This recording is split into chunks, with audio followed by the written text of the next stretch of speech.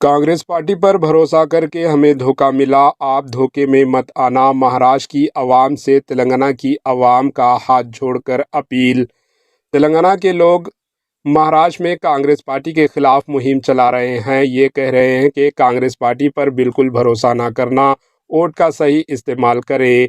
Congress party पर भरोसा करके तेलंगाना में धोखा मिला है, आप धोखे में मत आना।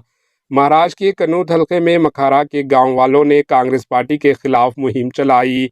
इन्होंने घर घर डोर टू डोर जाकर कांग्रेस पार्टी को वोट ना देने की अपील की। कांग्रेस के 6 गारंटीज पर यकीन करके हमें धोखा मिला। रेवंत रेड्डी ने महाराष्ट्र में झूठ बोला है कि तेलंगाना में तमाम गारंटीज को नाफिज कर दिया गया।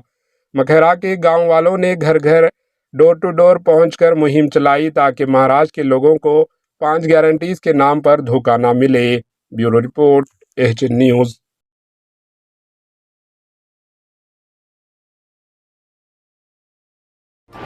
एचएन न्यूज़ को लाइक करें, शेयर करें और सब्सक्राइब करना ना भूलें।